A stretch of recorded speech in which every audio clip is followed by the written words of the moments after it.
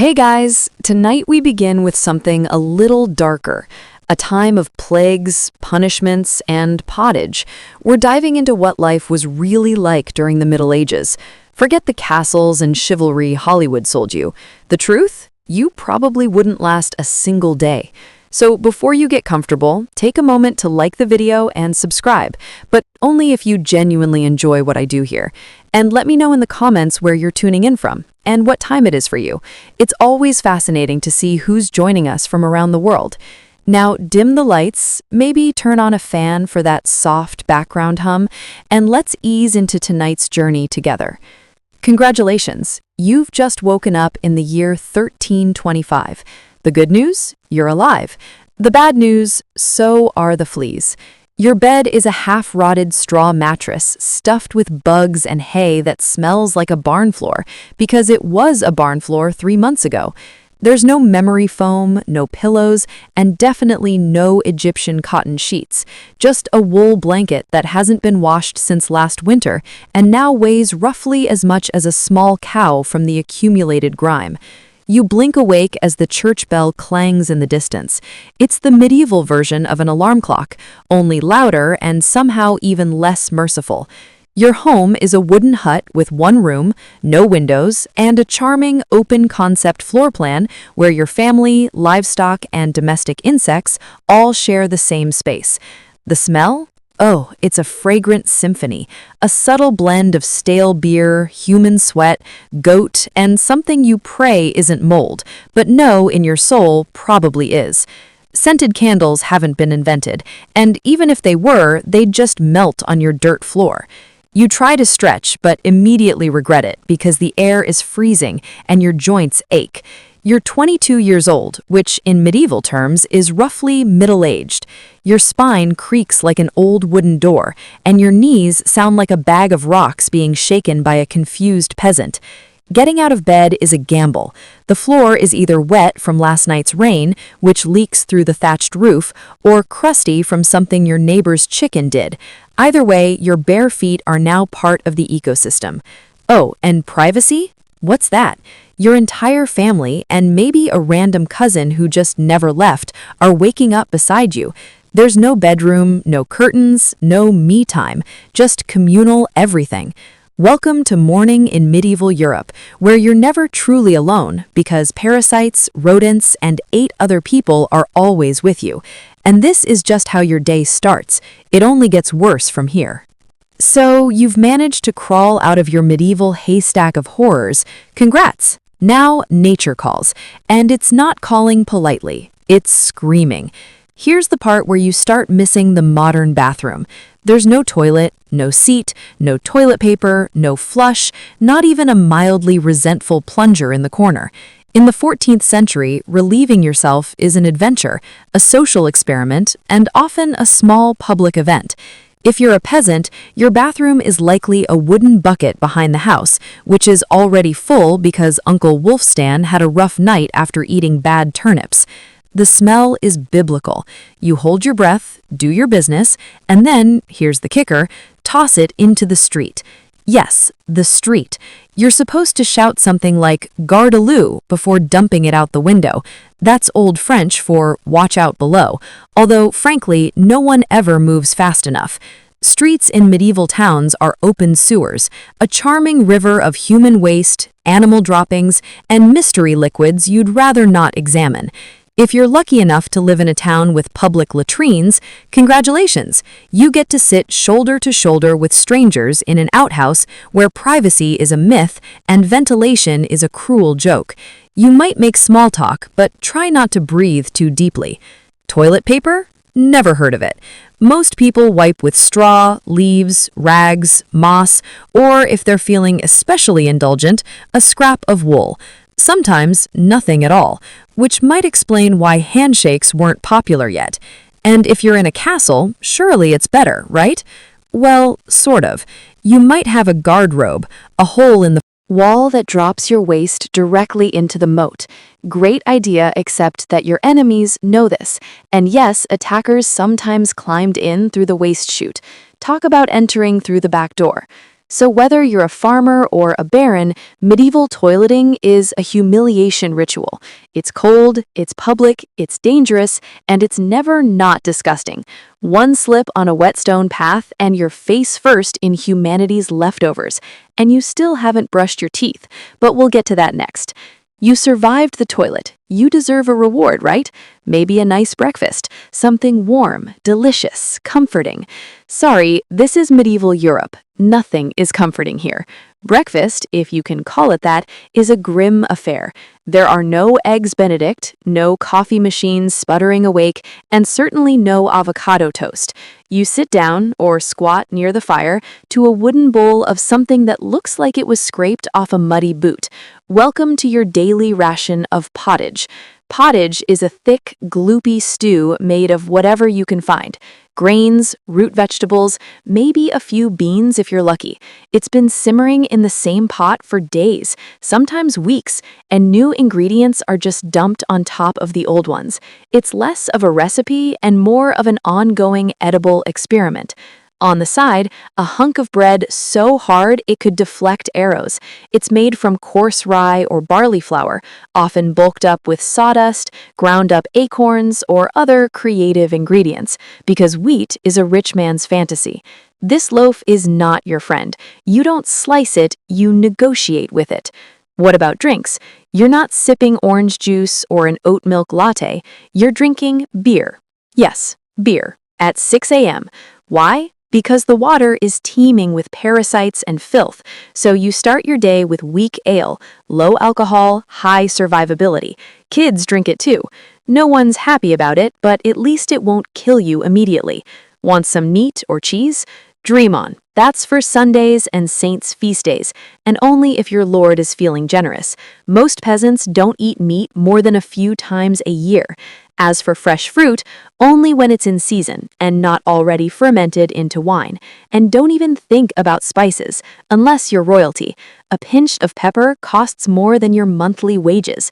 Salt is valuable enough to be locked away, so you chew your gritty bread, gulp your medieval beer, and try not to think about the rat that may have nibbled your porridge in the night. Breakfast doesn't energize you, it just happens to you. And now that you're properly underfed, it's time to work like your life depends on it, because it absolutely does. So you've eaten your sad medieval breakfast, and now it's time to get dressed. Not that it'll help. Your wardrobe consists of exactly one outfit. One, it's a rough wool tunic or linen shift that you've worn every day for months, possibly years. There's no such thing as seasonal fashion. There's just wear this until it disintegrates or gives you a fungal infection. Underwear, optional. If you're lucky, maybe a linen undertunic.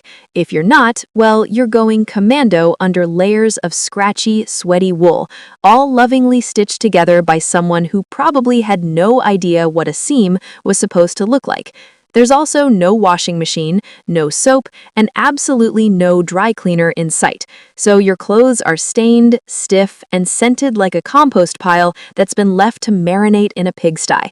Even if you wanted to wash them, it's not easy. You'd have to haul water from a river or well, heat it over a fire, scrub your tunic on a board with ashes or lye, and hang it in the sun, which is out approximately 3 days a year. And don't get me started on shoes. If you own any, they're made of untreated leather, barely stitched together, and offer as much arch support as a banana peel. Most peasants just go barefoot, through mud, through dung, through medieval landmines, aka sharp rocks and disease puddles. All this means one thing. Your skin hates you. You itch constantly. Fleas, lice, and bedbugs live rent-free on your body. Everyone has them. Nobles, lousy monks, itchy children, walking insect farms. No one escapes. You'll be scratching your armpit with a wooden spoon while chatting with the local priest, and no one will even bat an eye. Your skin is raw from rubbing. Your scalp a battlefield of bites. And if you develop a rash, well, too bad. There's no dermatologist, no hydrocortisone, no one to tell you it's probably scabies. You just keep on suffering. And if you're lucky enough to not get an infection, great. That rash will simply accompany you for the next 6 months like an unwanted medieval sidekick. Now that you're dressed in misery and wrapped in discomfort, it's time to head outside and start working yourself to death. Now that you're fully dressed in itches and damp wool, it's time to flash that morning smile. Except you don't, because in the Middle Ages, smiling is a dangerous game. Not emotionally, dentally. There's no toothbrush, no toothpaste, no mouthwash, no floss. The concept of oral hygiene is about as popular as bathing, which is to say, not very. Some people might chew on a twig or rinse with wine or vinegar, but for the most part, your teeth are on their own, and they're not doing well. By the time you hit your mid-20s, your smile looks like something pulled from a haunted crypt. Cavities are rampant, gums are swollen, and those aren't just food stains on your teeth. That's decay. You have more rot in your mouth than a medieval root cellar. Sugar, while not yet everywhere, is becoming more common among the rich. Imported at great cost, mostly used in small cakes or to show off wealth. If you're a noble, congratulations, you get to rot your teeth faster than the peasants. If you're poor, you'll do it slowly over time with fermented bread, gritty porridge, and years of hard chewing. Toothaches? Get used to them. They're like medieval weather, always there in the background, the kind of pain that makes you consider praying, drinking, or pulling the tooth out yourself with a pair of pliers. And that's not a joke, that was the actual treatment. Dentists didn't really exist, but barber surgeons did. Yes, the same guy who cuts your hair is also pulling your molars out by candlelight with an iron hook and zero anesthesia. Infected tooth? Hope you like fevers, because without antibiotics, it can easily turn into sepsis and kill you from a toothache. That's right, the same thing that sends us to a pharmacy today could be your funeral in the 1300s. And there's no relief on the social front either. Kissing? Good luck. Halitosis, bad breath, is everywhere. If you're single, you're not judged by your smile, you're judged by your land and your livestock. In short, your mouth is a battlefield, and it's losing the war. Now that your teeth are throbbing, let's head outside, because your real job, the one that will break your back, is just getting started. Time to head to work. Except there's no office, no desk, no coffee break, and no chance of promotion. Your job, if you're like 90% of the population, is simple. Don't die while laboring for someone else's comfort. You're a peasant. Congratulations! That means you work the land that belongs to a lord who probably doesn't remember your name. You rise with the sun and stop only when it disappears behind the trees. Your tools? A wooden hoe, a rusty sickle, and whatever bones are still intact in your body. There's no weekend. There's no clocking out. There's only sunrise to sunset, 6 days a week. Sunday is off, but only if you're not harvesting, fighting off raiders, or praying feverishly for your infected toe to stop turning black. The work is brutal. Fields are plowed by hand or with oxen, if you're rich enough to afford one. You dig ditches, sow seeds, pull weeds, and carry water until your spine begins to resemble the letter S. No one cares if you're tired. No one's asking how your mental health is doing. If you're a woman, surprise, you don't just do field work. You also care for children, clean, cook, spin wool, feed animals, and pretend your husband's lice infestation isn't slowly migrating to your side of the bed. Children, they start helping out around age 5. No school, no toys, just a tiny wooden rake and a dream of one day not dying of the flu. And if you're one of the few who isn't a farmer, maybe you're a blacksmith, a tanner, or a cooper. Great. You still work with fire, chemicals, or animal guts all day in poorly ventilated sheds. The pay? Basically survival. The perks? Occasional bleeding, break a bone. Too bad. Get a fever, drink some warm beer, and keep going.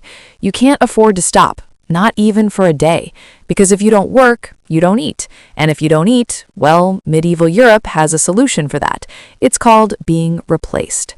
So you grip your shovel, ignore the blisters, and keep digging, because in the Middle Ages, your job isn't a career, it's a slow-motion endurance test. Now that your back is on fire from laboring in the fields, let's talk about the weather, because in the Middle Ages, temperature is less about seasons and more about ongoing punishment from the sky. Let's start with winter. There's no insulation, no central heating, and no weathering. Just wooden walls with gaps you could throw a chicken through. Your windows covered with cloth, not glass. The fire in the hearth? Nice in theory, but you don't have enough firewood to keep it going because wood is expensive and gathering it from the forest is sometimes illegal. Yes, you can be executed for picking up the wrong stick from the wrong forest. You bundle up in your one damp wool tunic, huddle near the dying embers, and still wake up with your nose frozen, your feet permanently cold, often damp, your fingers so stiff they feel like tiny medieval popsicles. Frostbite isn't diagnosed, it's just called bad luck. Now fast forward to summer. Sounds better, right? Wrong. In summer, your home turns into a clay oven. There's no fan, no cross breeze, and absolutely no deodorant. You sweat through your layers, but you can't remove them because showing too much skin is scandalous and also invites sunburn, insect bites, and social judgment.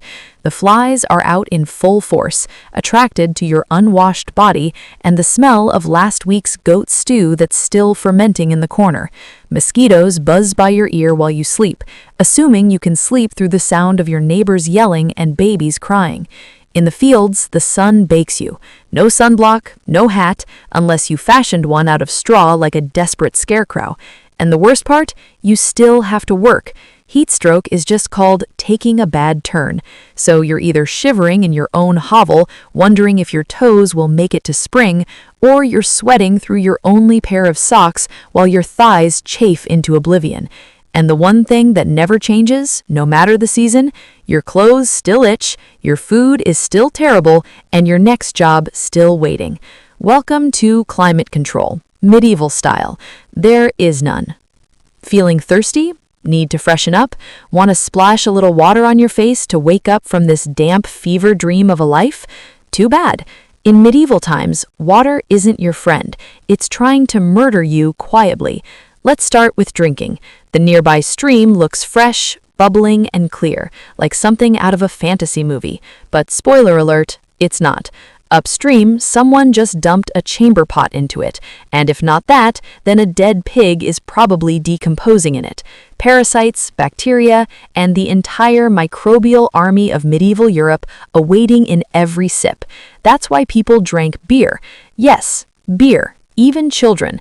But before you imagine medieval kids doing keg stands, understand that it was small beer, weak in alcohol, strong in survival. Brewing boiled the water, so it was safer than whatever flowed through the town ditch. Wine was another option if you were rich enough to afford it, and unconcerned with functioning properly before noon. What about bathing? Surely water was used for cleaning. In theory, yes. In practice, absolutely not. See, back then, people believed bathing actually opened your pores and let the disease in. That's right. Washing yourself was considered medically risky. You were cleaner, apparently, if you never removed the protective layer of filth caked onto your skin. Communal bathhouses did exist, but they quickly gained reputations as places for gossip, scandal, and sometimes full-on medieval extracurriculars. So naturally, the church got involved and shut many down. Even if you did want to bathe, it was a full production. You'd need to fetch water from the well, boil it over a fire, fill a wooden tub that leaked, and then pray no one else in the house used it before you, or worse, after. And rainwater collected in open barrels where and birds poop, thrives. insects breed. Sounds refreshing, doesn't it? So whether it's going in your mouth, on your body, or onto your crops, water in the Middle Ages is less of a life source and more of a gamble. One wrong gulp and you're spending your final days sweating in a straw bed, clutching your stomach and contemplating all your life choices. Next time you sip tap water, raise a glass for our ancestors. They didn't have the luxury of hydration without hazard, so you drink the water. Or maybe you didn't. Maybe you just stubbed your toe on a rock shaped like disappointment. Either way, you're sick. You need help. You need a doctor. Too bad you live in the Middle Ages, where medicine is really just polite torture with a theology degree.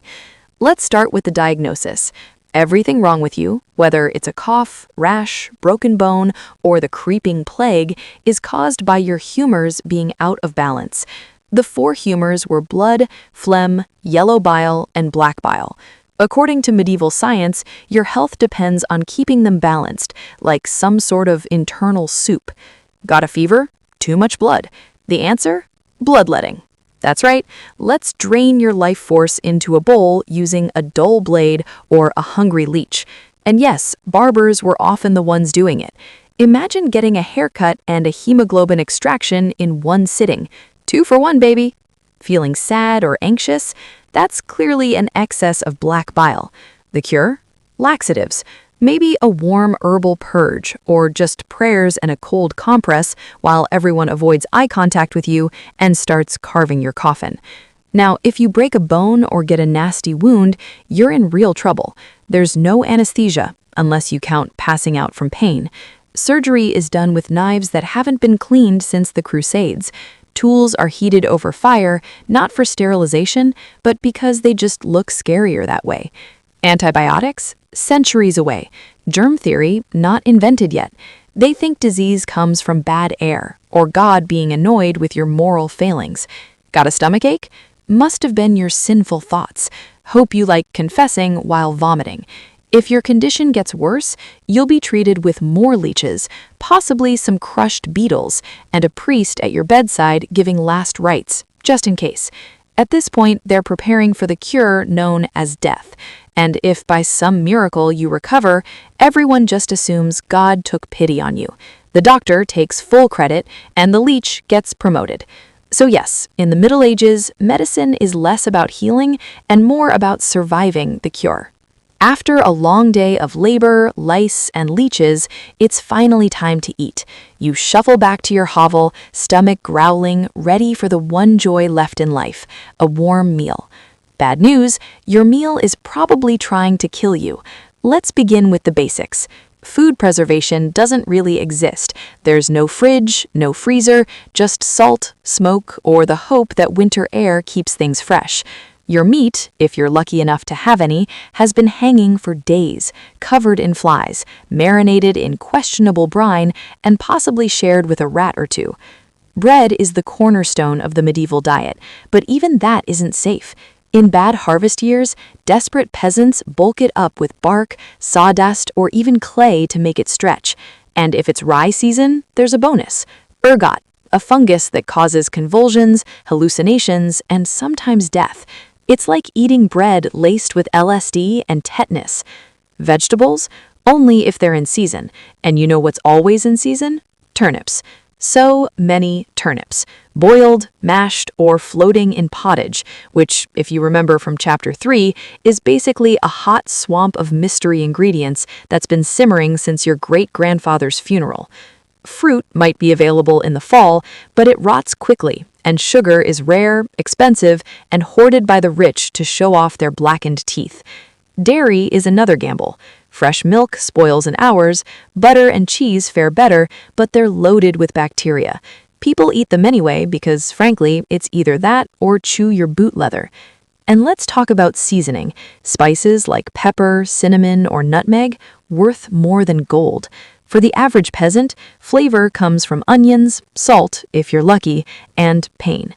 Most meals taste like wet burlap sprinkled with sadness. But food isn't just a health hazard, it's a political one. Game animals belong to the Lord, not you. Caught poaching a rabbit? You could be fined, imprisoned, or even executed. That's right, your dinner could get you hanged. So, as you sit down to eat your gray stew by flickering firelight, remember every bite is a risk. But you eat anyway, because in the Middle Ages, food doesn't nourish, it tests you. It's evening now. You've worked, suffered, and barely digested your suspicious stew. You might think the day is winding down, but don't get too relaxed, because God is watching. So is the priest, and so is your neighbor Agnes, who will absolutely rat you out if you miss Mass. In medieval Europe, religion isn't just part of life, it is life. The church controls your calendar, your laws, your education, if you can read, your birth, marriage, death, and everything in between. Think of it as your spiritual landlord, and you're always behind on rent. Every day is structured around prayer bells. The town church bell rings in the morning, noon, and night, not because people need reminders, but because missing prayer is a sin. Forget to bow? Sin. Eat meat on a Friday? Sin. Think about your neighbor's wife in that one dream? Double sin. And yes, hell is very real, vividly real. Priests describe it in glorious detail. Rivers of fire, lakes of boiling blood, demons with pitchforks, and eternal wailing. If the plague doesn't scare you, eternal damnation definitely will. You can't read the Bible yourself because it's written in Latin, a language reserved for monks, clergy, and that one noble kid who's too good for dirt. You rely on the church to interpret everything for you. That means if the priest says your crop failure is caused by your sinful thoughts, well, time to kneel harder. Tithes, a tenth of everything you own, are mandatory. If you grow wheat, you give wheat. If you raise chickens, you give eggs. If you have nothing, congratulations, you're spiritually bankrupt and financially doomed. Holidays, they're holy days, dozens of them. And while they offer breaks from labor, they're not for fun. They're for attending Mass, fasting, confessing sins, and reminding yourself that joy is a dangerous indulgence. Questioning the church is dangerous. Heretics are burned, witches are drowned, blasphemers are flogged, and skeptics are quickly reformed. So you go through the motions. You chant, you bow, you pray that your soul, after enduring this dirt-covered life, might finally land in paradise, assuming the priest likes you. Because in the Middle Ages, God may be merciful, but the church? Not so much. If you thought being a medieval peasant was rough, try doing it as a woman. All the filth, famine, and fear, plus childbirth, subservience, and social invisibility. In the Middle Ages, being a woman is like being on hard mode with no health potions and no restart button. From birth, a girl's life path is pretty much locked in. Marry young, bear children, serve your husband, die tired. Education? Not likely. Unless you're from a noble family and sent to a convent, your intellectual development stops around the time you learn how to churn butter and patch a tunic. Marriage happens early, really early. It's not weird to be betrothed at 12 and pregnant by 14. It's not about love. It's about land, livestock, and alliances. Your opinion? Not required. Once married, you're basically your husband's property. Your job is to produce heirs, feed everyone, keep the house running, and not complain. Because complaining might get you branded a nag, or worse, a witch. That label comes with a complimentary drowning or burning, depending on local fashion. Childbirth is a death lottery. There's no prenatal care, no sterile tools, no anesthesia. Midwives do their best, but even minor complications can mean death for the mother, the child, or both. Some women survive 10 pregnancies. Many don't survive 2. But don't worry, once the baby is out, your work increases. Now you have a screaming infant in a lice-ridden hut, and you're expected to nurse, cook, clean, and still help in the fields. You don't get a break. You are the break for everyone else. If you're unmarried, you're suspicious. If you're widowed, vulnerable. If you're outspoken, dangerous. Women who didn't conform were often accused of witchcraft, especially if they had herbal knowledge, a strong personality, or just looked at someone funny on a rainy Tuesday. Even in the church, your role is limited. Nuns lived under strict rules. No speaking without permission, no freedom of movement, and your spiritual worth always ranked below men. In short, if you're a woman in the Middle Ages, you're expected to endure, obey, reproduce, and suffer in silence, ideally while smiling, because even in a time of universal suffering, women were somehow expected to suffer gracefully. So far, you've battled filth, starvation, social injustice, and possibly a goat. But just when you think your day can't get any worse, here comes violence. Loud, bloody, and often completely acceptable by medieval standards.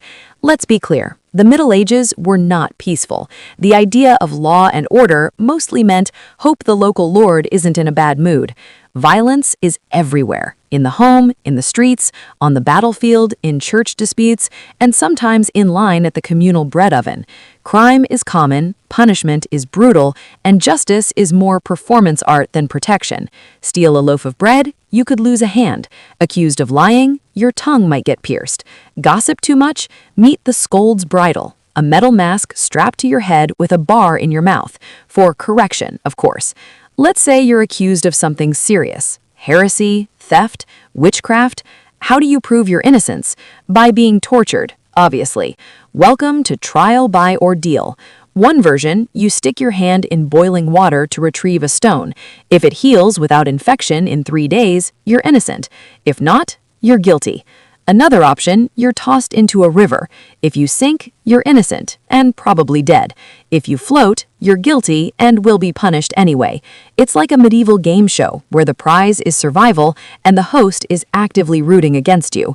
And if you're sentenced to death, that's a public event. Executions are performed in front of cheering crowds. Hangings, beheadings, burnings. Sometimes people bring snacks. It's the medieval equivalent of cable TV. Domestic violence? Completely normal. Husbands were allowed, even expected, to discipline their wives and children. Street fights? Commonplace. You could be beaten just for looking the wrong way at a noble's horse.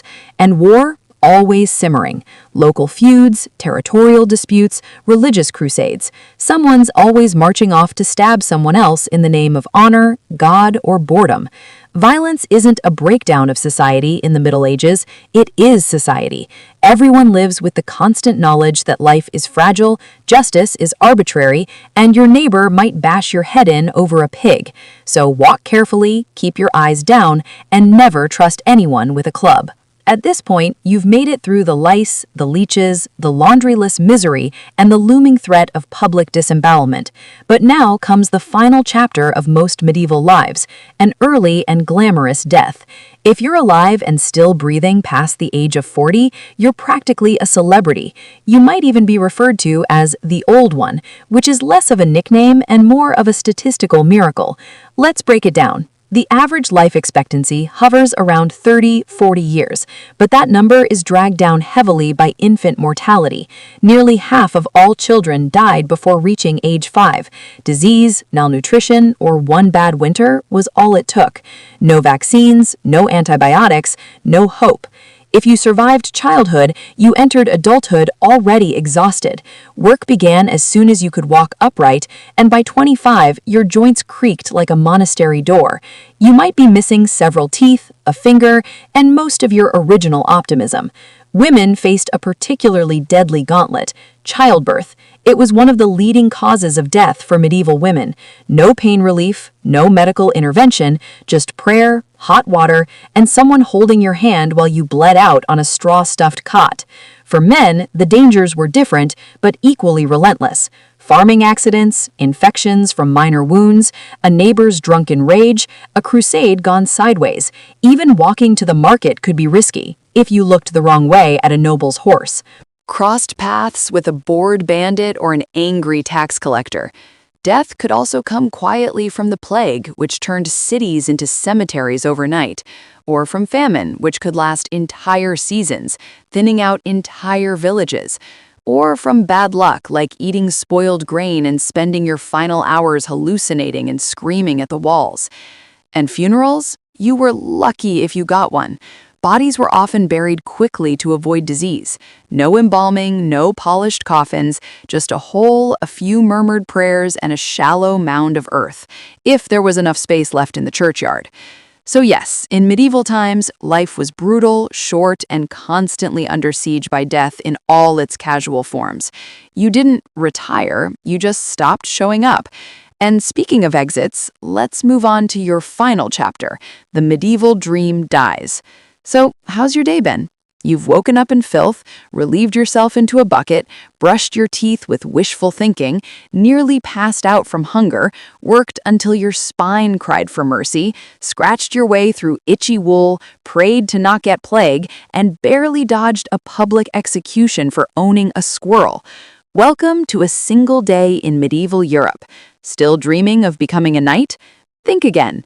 That romanticized version of the Middle Ages, gallant swordsmen, noble ladies in towers, heroic battles, and feasts in candlelit great halls, it's a myth polished by fairy tales and fantasy books. In truth, the medieval world was gritty, cruel, and deeply unfair. Hierarchy was everything.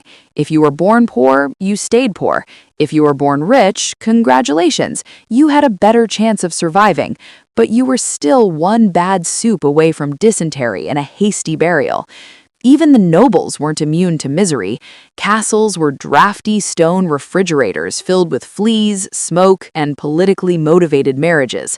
Sure, you had a fur cloak and a goblet of wine, but also a 50% chance of dying in a skirmish or from an infected splinter. Not exactly luxury. The simpler times weren't simple. They were relentless.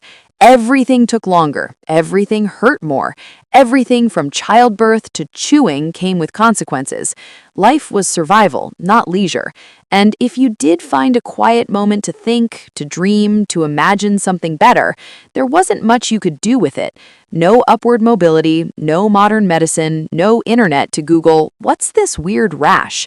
You lived, suffered, worked, and died within a 10-mile radius of where you were born. But here's the wildest part.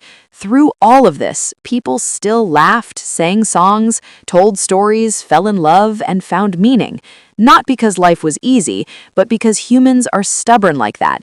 Even in the darkest chapters, they made space for light. So tonight, when you slip into your clean bed with indoor plumbing, antibiotics, and central heating, maybe say a quiet thank you to the modern world and to your ancestors who fought rats, famine, and feudalism so you wouldn't have to. Long before she was Catherine the Great, Empress of all Russia, mistress of reform, and icon of ambition, she was simply Sophie. Born Sophie Federica Augusta von Anhalt-Zerbst in 1729. She was the daughter of a relatively obscure German princely family.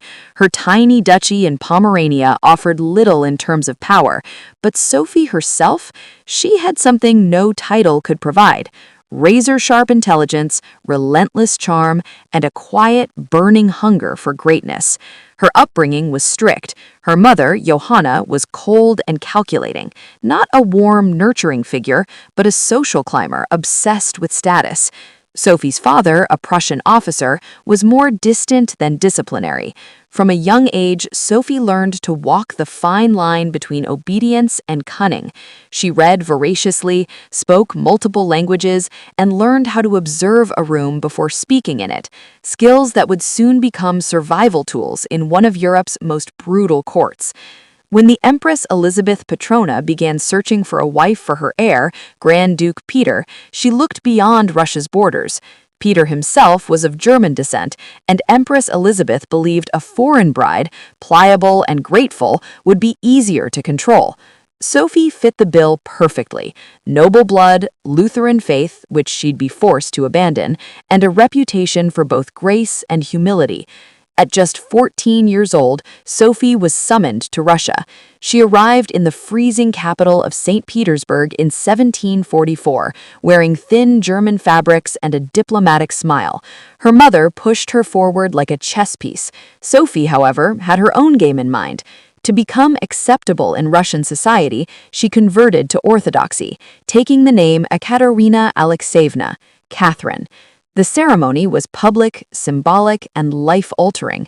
She wasn't just changing religions, she was burning the bridge behind her, stepping into a foreign empire with no way back. No one watching that quiet teenage girl in a fur-trimmed coat could have predicted what would come next: betrayal, revolution, enlightenment, and empire. But from the moment Sophie stepped foot in the Russian court, she stopped being a pawn and began planning how to become a queen. Catherine's marriage to Grand Duke Peter was meant to secure her place in Russian royalty, but from the very beginning it felt more like a cage than a crown. Peter, heir to the Russian throne, was not the dashing prince of fairy tales. Awkward, immature, and obsessed with toy soldiers, he was far more interested in playing war games in his chambers than governing an empire or showing affection to his new wife. Some accounts even suggest he refused to consummate the marriage for years. He idolized Frederick the Great of Prussia and resented the Russian court that had adopted him. In contrast, Catherine embraced Russia with a fierce determination. She learned the language, studied its history, and memorized Orthodox rituals. She wanted to belong. Peter wanted to escape. This mismatch wasn't just emotional, it was political. The Russian court was a viper's nest of gossip, paranoia, and brutal power games. Empress Elizabeth still ruled with absolute authority, but her health was in decline. Everyone knew a transition was coming, and everyone had an agenda. Catherine was watched constantly. Her letters were read, her friendships monitored, and her every move scrutinized. She couldn't trust her husband, her mother, who was still whispering in her ear on behalf of foreign interests, or even her servants. In this world, alliances could turn into accusations overnight. But Catherine was no fool. She learned to play the court's games quietly, cultivating allies in the shadows. She charmed military officers, made friends with scholars, A reputation for and dignity developed and restraint, a stark contrast to her husband's childish tantrums and open contempt for Russian traditions. Behind closed doors, Catherine began reading Enlightenment thinkers like Voltaire and Montesquieu. While others saw her as a young consort, she was building a vision, not just for herself, but for Russia, a nation of strength, education, and reason. But there was one problem. The longer Peter lived, the longer Catherine remained in limbo, a powerless wife to a man unfit to rule. So she waited, observed, and planned. She knew the Russian throne wouldn't be inherited, it would have to be taken. In 1762, after nearly 2 decades of waiting, watching, and quietly maneuvering, Catherine saw her moment and seized it with breathtaking precision. Empress Elizabeth had died, and Peter, now Peter III, was finally Tsar. But his reign began unraveling almost immediately. In just a few short months, Peter alienated the church, offended the nobility, insulted the army, and lavished praise on Prussia, Russia's longtime enemy. He reversed key policies, humiliated the clergy, and talked openly about divorcing Catherine to marry his mistress. The court, already wary of his erratic behavior, turned cold. The army, filled with generals loyal to Catherine, grumbled in corridors. Even ordinary Russians, devout and patriotic, saw Peter as a foreign puppet who mocked their traditions. Catherine, watching all of this unfold, made her move. In July of that same year, while Peter was away at his summer palace, Catherine launched a bloodless coup d'etat.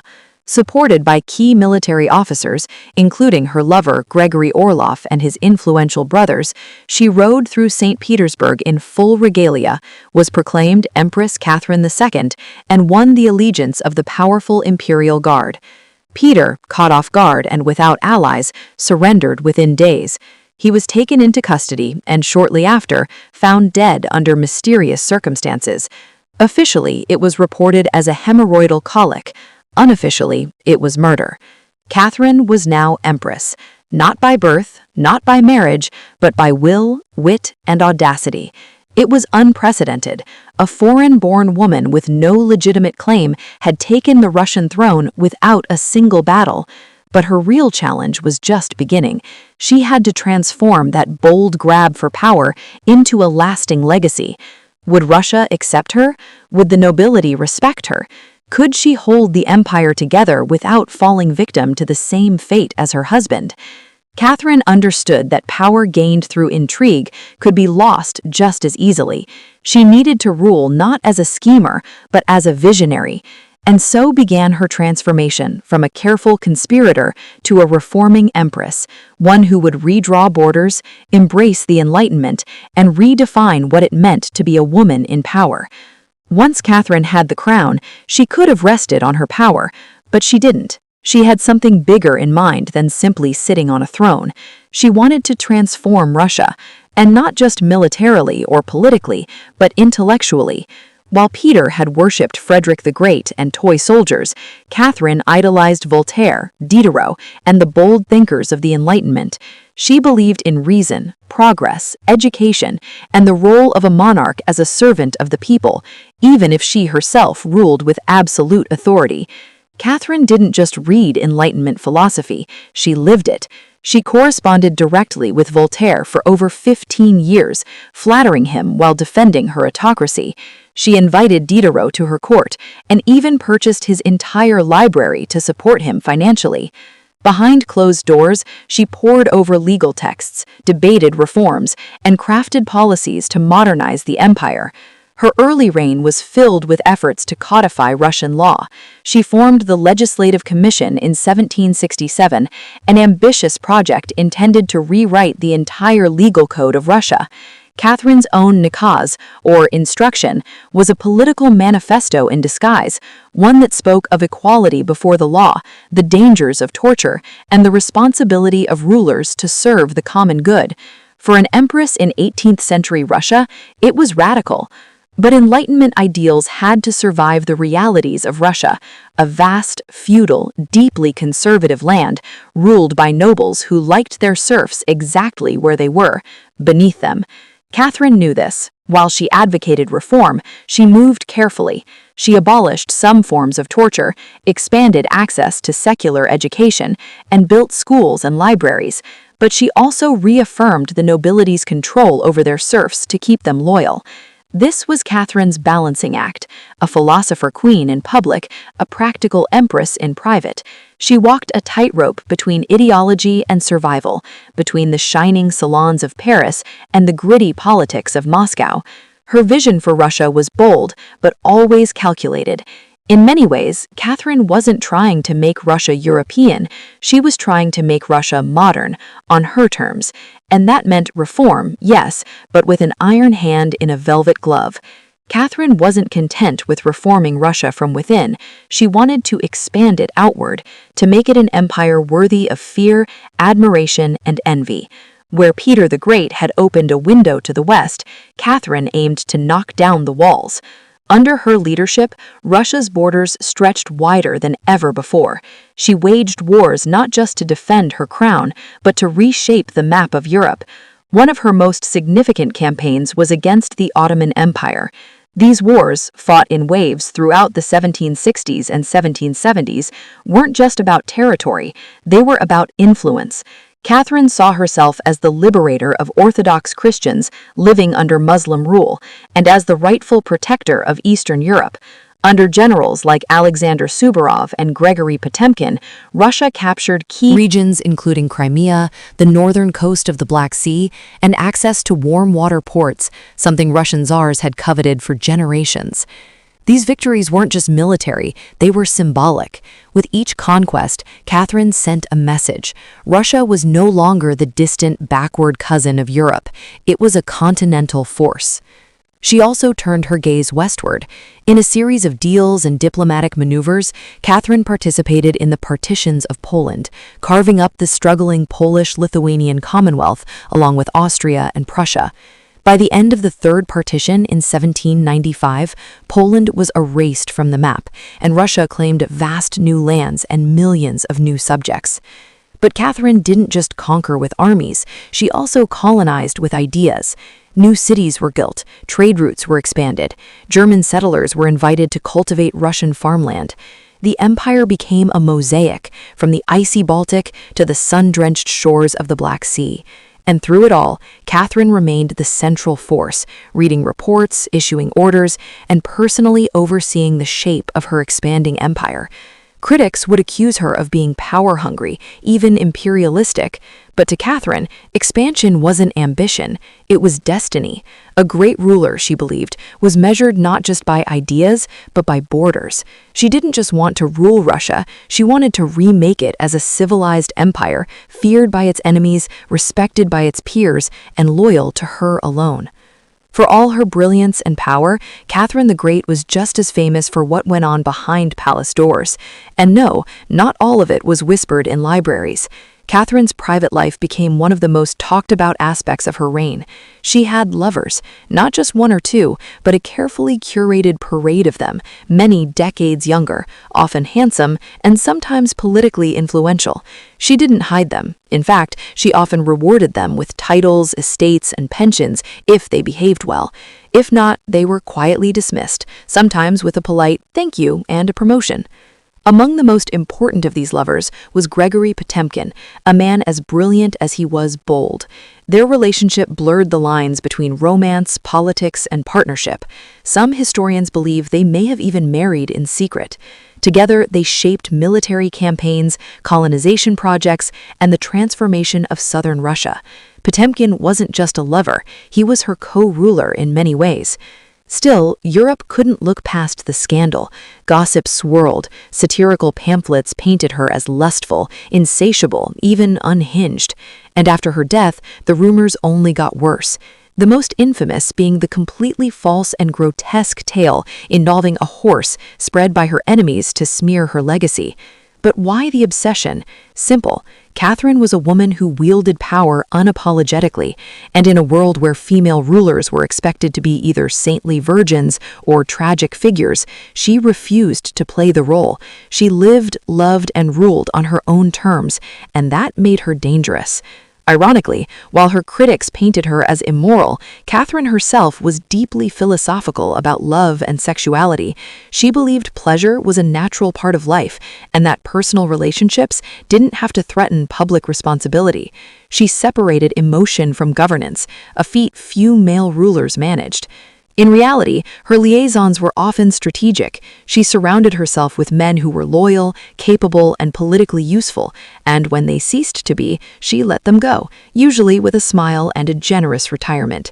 Catherine's love life didn't weaken her rule. It was part of her strategy, a blend of passion and power that made her unforgettable, envied, and feared.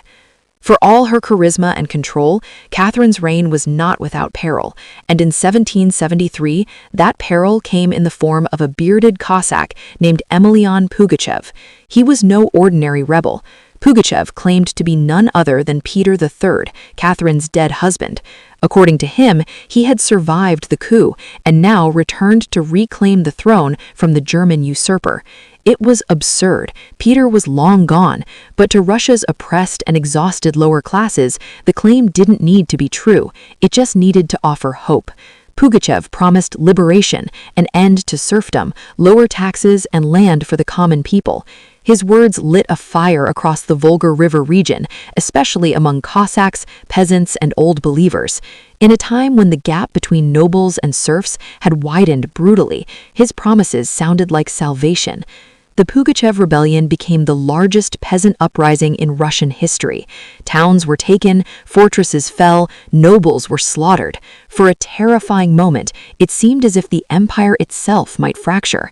Catherine was shaken. This wasn't a foreign war she could win with cavalry and treaties. This was a revolt from within her own people, rising against the system she ruled. But Catherine didn't panic. She acted. She dispatched professional military forces to crush the rebellion ruthlessly. Pugachev's forces were defeated in 1774. He was captured, displayed in an iron cage, and eventually beheaded in Moscow, a public warning to all who dared follow. Afterward, Catherine doubled down on order and control. Her dreams of liberating the serfs quietly faded into silence. The rebellion had shown her the limits of enlightenment in a country still shackled by feudalism. She now leaned harder on the nobility, who offered loyalty in exchange for absolute control over their serfs. This was a turning point.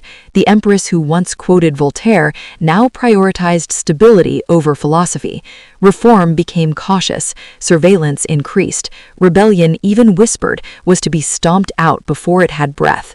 Pugachev may have lost his head, but he left behind a warning that haunted Catherine, that power built on inequality could only hold so long before the storm came crashing through. By the time Catherine the Great approached the final years of her life, she had ruled Russia for over 30 decades, longer than any female ruler in Russian history.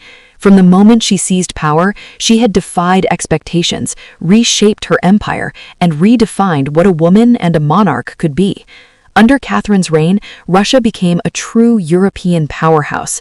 Its territory expanded by over 200,000 square miles, swallowing Crimea, parts of Poland, and stretches of the Black Sea coast. These weren't just military wins, they were strategic pivots, securing warm water ports and reshaping trade.